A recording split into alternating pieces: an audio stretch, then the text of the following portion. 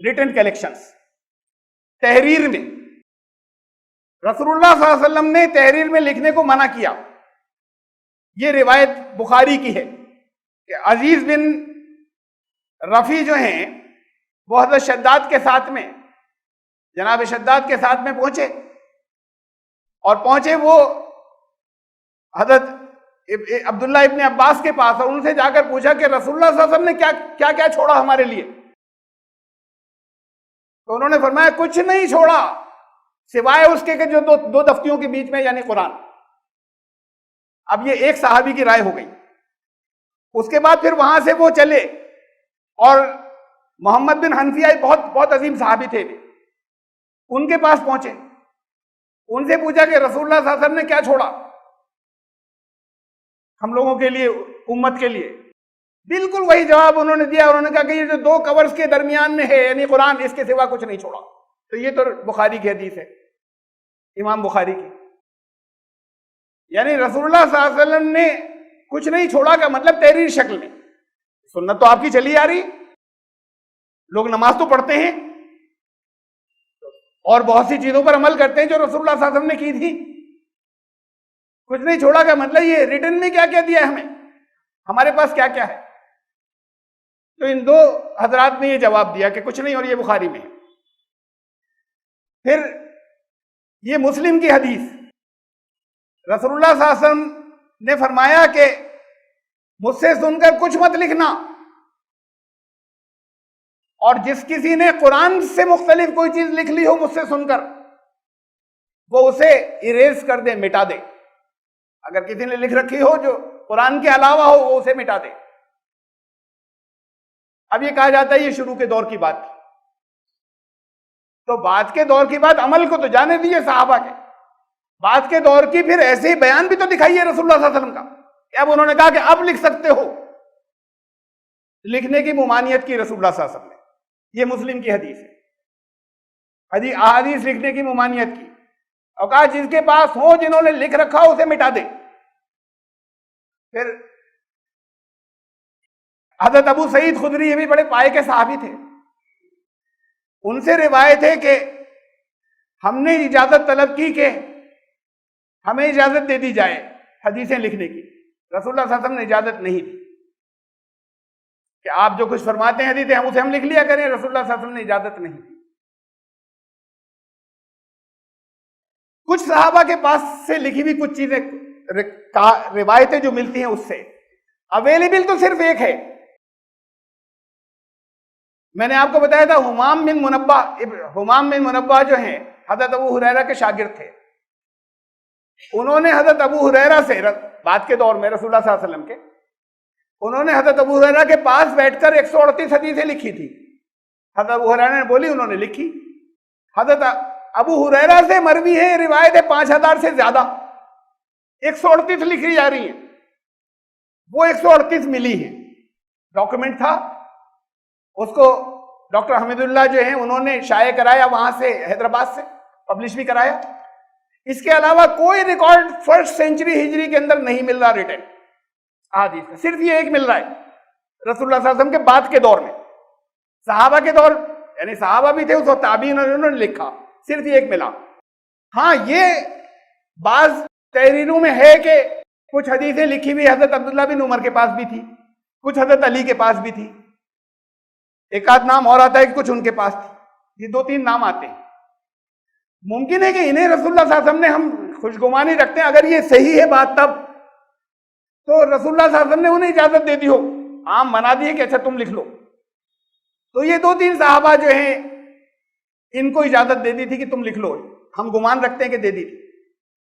ملا نہیں ہے کچھ کہ ان کے حدیثوں کے مجموعے کہیں ہمیں مل گئے ریٹن میں.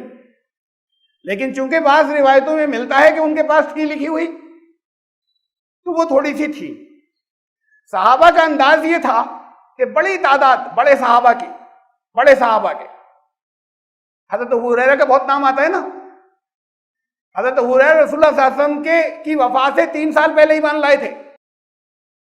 5000 سے زیادہ حدیثیں ان سے بیان کی جاتی ہیں. جو بڑے صحابہ تھے وہ بہت احتیاط کرتے تھے اور حدیثیں بیان نہیں کرتے تھے، بہت اتفاق سے کبھی کبھی. زبانی نہیں بیان کرتے تھے، لکھنا تو الگ بات ہوئی، زبانی بھی بیان نہیں کرتے تھے۔ حضرت عبداللہ بن زبیر نے اپنے والد حضرت زبیر بن عوام، یہ ان 10 میں سے ہیں جن کے بارے میں ایک جن کے بارے میں جنت کی خوشخبری اسی دنیا میں دی رسول اللہ صلی اللہ علیہ وسلم نے، عشرہ مبشرہ میں، اپنے والد ان سے کہا کہ یہ بہت سے لوگ حدیثیں جگہ جگہ بیان کرتے ہیں، سناتے ہیں، آپ نہیں سناتے، آپ کی زبان سے نہیں سنا ہم نے۔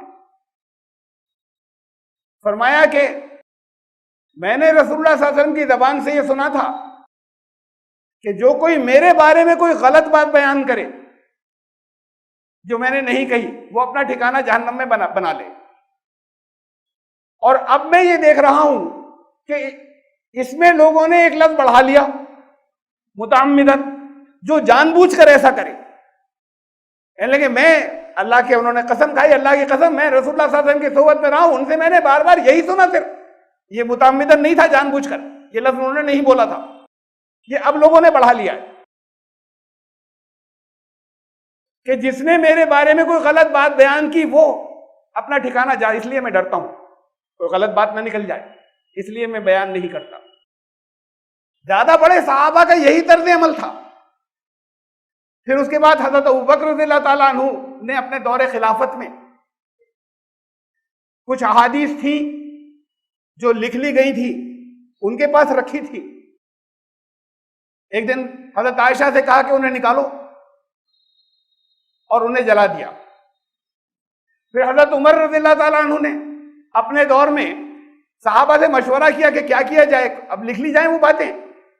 زیادہ تر نے کہا کہ اب لکھ لینے چاہیے، اب جگہ جگہ جو باتیں چل رہی ہیں، پھیل رہی ہیں، اب وہ دور آ گیا کہ وہ ممانعت وقتی تھی، اب لکھ لینا چاہیے، محفوظ کر لینا چاہیے، قرآن محفوظ ہو چکا۔ حضرت عمر کو رائے تو یہ ملی، لیکن 1 مہینے تک لگاتار استخارہ کرتے رہے، اور پھر 1 مہینے کے بعد انہوں نے سب سے کہا کہ لے کر آؤ میرے پاس، جس کے پاس لکھا ہوا ہے اسے جلوا دیا۔ ان کا شرح صدر میرا اس پر ہوا ہے، ان سب کو جلوا دیا۔ رسول اللہ صلی اللہ علیہ وسلم منع کر رہے ہیں، حضرت ابوبکر جلوا رہے ہیں، حضرت عمر جلوا رہے ہیں۔ یہ ہے شروع کے دور کے لوگوں کی بات، اور بیان کرنے میں ذرا بہت احتیاط کر رہے ہیں، بہت۔ یہ تو ہے ہی 1 صدی ہجری میں سب سے پہلا پھر جو ریٹن آیا، یہ حمام بن منبہ کے بعد جو آن ڈاکومنٹ ملا، حضرت عمر بن عبدالعزیز سن 100 ہجری میں انہوں نے ابن شہاب ظہری رحمۃ اللہ علیہ سے کہا، ان کو حکم دیا کہ بڑے زبردست تابعی تھے، بہت بڑے عالم تھے اپنے دور کے، ان کو حکم دیا کہ آپ رسول اللہ صلی اللہ علیہ وسلم کے حدیثوں کا ایک مجموعہ جو ہے وہ ایک کلیکشن مرتب کر لیجیے۔ وہ کہتے ہیں کہ مجھے بہت ناگوار ہوا، لیکن خلیفہ کا حکم تھا تو میں نے کیا، تو کچھ حدیثیں انہوں نے، چھوٹا تھا کہ کلیکشن انہوں نے، ان کا آتا ہے۔ یہ باتیں ہیں 1 صدی ہجری اور 2 صدی ہجری کے شروع کی، اور اس کے بعد 3 صدی ہجری میں ہمیں 12 لاکھ حدیثیں مل رہی ہیں، 12 لاکھ، جس سے ہمارے تحقیق کر کے ہمارے ان لوگوں نے بہت زندگی میں محنتیں کی محدثین نے، اور پھر اس میں سے چیزیں لے کے مرتب کی۔ 12 لاکھ احادیث تیسری میں مل رہی ہیں۔ مقابلے میں بھی پھر دیکھیں، اب ذرا سا چند مقابلے کر رہا ہوں۔ امام مالک، ان کے اور رسول اللہ صلی اللہ علیہ وسلم کے دور میں صرف 2 واسطے ہیں۔ انہوں نے جنہیں اپنا استاد بنایا، انہوں نے صحابہ سے سنا تھا، ان کے سارے استادوں نے صحابہ سے سنا تھا جو کچھ سنا تھا۔ امام مالک نے، انہیں ضرورت نہیں تھی تحقیق کی۔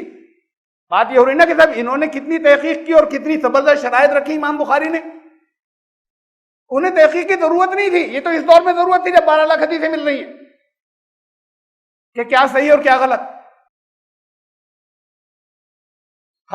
ایسے ہی حضرت امام حنیفہ کا تھا، ان کے بارے میں کہا جاتا ہے کہ یہ حدیث کی پرواہ نہیں کرتے۔ ارے حدیث سے زبانی تھی، وہ دور تھا جس کے اندر ان کے بھی اور رسول اللہ صلی اللہ علیہ وسلم کے درمیان میں صرف 2 نیریشن تھے، 2 راوی اور 2 واسطے ہیں، بس 2 جنریشن۔ تو جو چیزیں تھیں وہ صحیح تھی وہاں۔ یہ مجموعے تو بہت بات کو چھپے ہیں، بخاری مسلم تو کہ صاحب وہ ان کی باتیں حدیث ہے۔ آپ کی تحقیق 300 سال بعد کی ہے، بہت اس کی شکل کیا ہے اس کے بارے میں بات عرض کروں گا۔ امام مالک، اب امام حنیفہ تو صرف فقہ کے امام تھے، امام مالک فقہ کے بھی امام تھے، 4 اماموں میں سے ایک، اور موطا امام مالک جو سب سے پہلا حدیثوں کا مجموعہ شائع ہوا ہے وہ لکھا گیا ہے وہ حضرت امام مالک کا تھا، موطا امام مالک، اور جہاں صرف واسطے ہی 2 ہیں رسول اللہ صلی اللہ علیہ وسلم، اس کو 6 صحیح ترین کتابوں میں نہیں گنا جاتا۔ وہ فقیہ بھی ہیں، محدث بھی ہیں، فقہ استاد بھی اور حدیث استاد بھی، اور ان کے بعد کے آنے والے یہ کہہ رہے ہیں کہ ان سے بڑا کوئی نہیں اس دور کا، ان کو 6 صحیح ترین میں نہیں گنا جاتا۔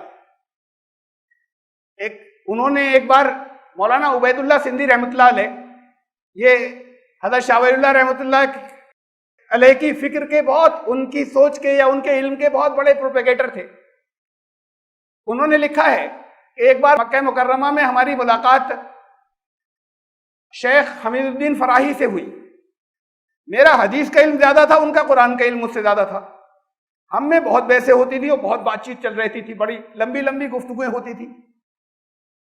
وہ حدیث پر جگہ جگہ ان کو تردد ہوتا تھا، ذرا تھوڑا سا رکتے تھے وہ حدیث کے نام پر جگہ جگہ۔ تو ایک دن میں نے ان سے کہا کہ اچھا ہم آپ کو بخاری مسلم ماننے کو نہیں کہتے، آپ موطا امام مالک کو مانیے۔ انہوں نے کہا اس سے مجھے کوئی اختلاف نہیں، دراصل موطا امام مالک سے اسے میں پورا ماننے کو تیار ہوں۔ درجہ یہ ہے ہمارے یہاں بعد کے دور میں جو تحقیق ہوئی ہے کہ کس نے کس سے سنا، کس نے کس سے سنا، کس نے کس سے سنا، وہ درمیان میں کیسے لوگ ہیں۔ امام بخاری کے یہاں 2 واسطوں والی ایک بھی حدیث نہیں ہے، 3 واسطوں والی حدیث صرف 22 ہیں، 3 جنریشن وہ صرف 22 ہیں۔ ان 22 میں سے بھی 20 امام ابو حنیفہ کے شاگردوں سے لی انہوں نے، ان 22 میں سے 3 واسطوں والی، اور پھر 4 اور 5 واسطوں والی حدیثیں بھری پڑی ہیں۔ تو تھی تحقیق کی ضرورت تو کی انہوں نے، اس تحقیق کی درمیان کے راویوں کی، لیکن اس بنیاد پر امام مالک کا سٹیٹس یہ کیوں میں نے رکھا؟ میں نہیں کہہ رہا کہ آپ اسے اوپر مانیے انہیں نیچے مانیے، میں یہ سب نہیں کہہ رہا یہاں۔ میں یہ بات کیوں کی میں نے؟ امام مالک، میں نے اس دن بھی آپ کو بتایا تھا، امام مالک کے فقہ میں ہاتھ چھوڑ کر نماز پڑھتے ہیں۔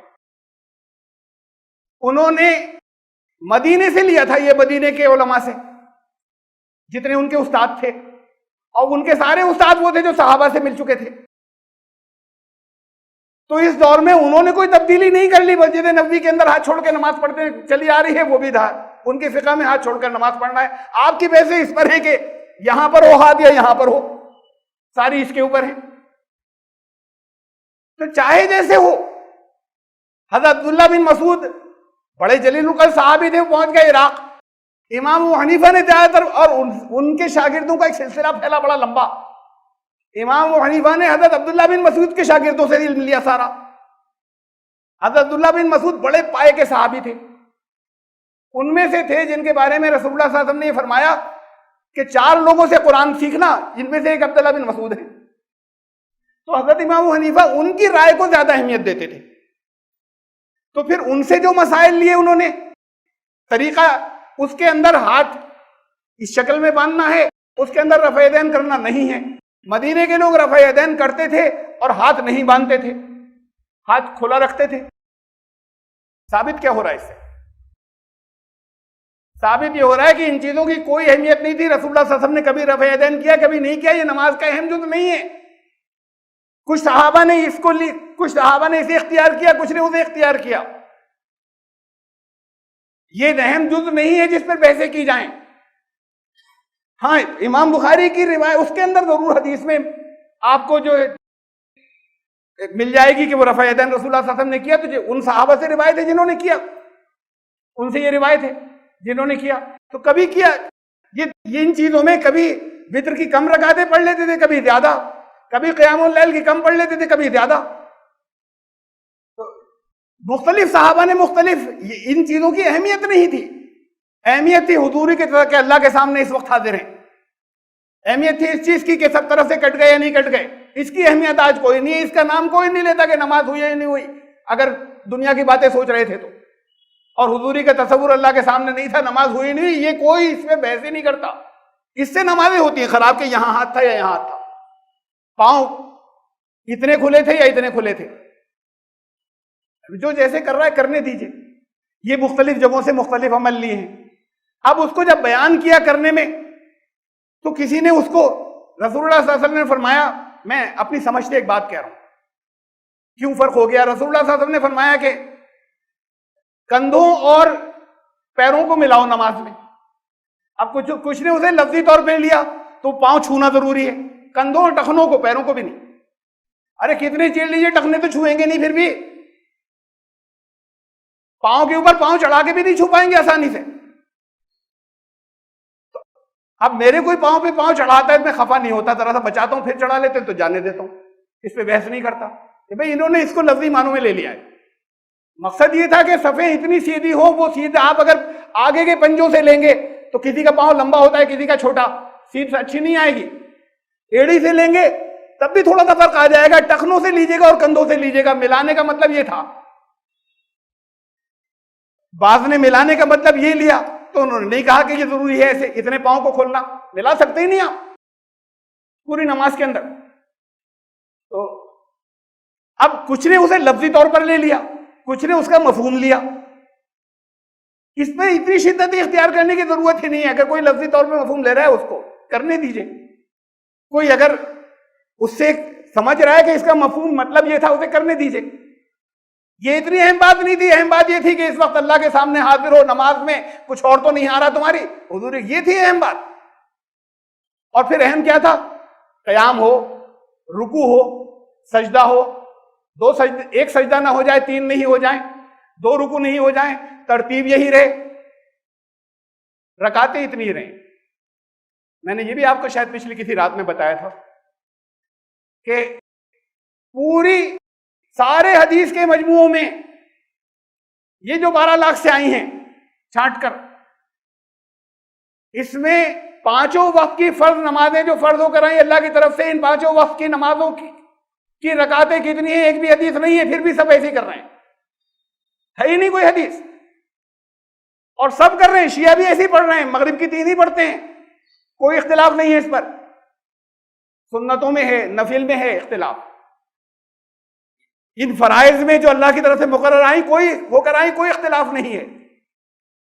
قادیانی بھی ایسے ہی پڑھتے ہیں، وہ بھی نماز پڑھتے ہیں جن کو سب نے دین سے خارج کر دیا، وہ بھی بالکل ایسے ہی پڑھتے ہیں، بالکل یہی طریقہ ہے. فرق کہاں ہے؟ کسی نے ہاتھ باندھے، کسی نے ہاتھ نہیں باندھے، کسی نے رفع یدین کیا، کسی نے نہیں کیا. اس کو اہمیت دی گئی ہے، اس کو اہمیت دے دی. اب کسی حدیث میں جو نہیں ہے یہ کہاں سے آ گیا؟ اور یہ سب کا ایک جیسا کیسے ہو گیا؟ یہ 1400 سال تک کوئی فرق نہیں ہوا، یہ کیسے ہو گیا جب بہت سی باتوں پہ 100 سال میں 150 سال میں فرق ہونے لگ گیا؟ تو اس پر کیوں فرق نہیں ہوا؟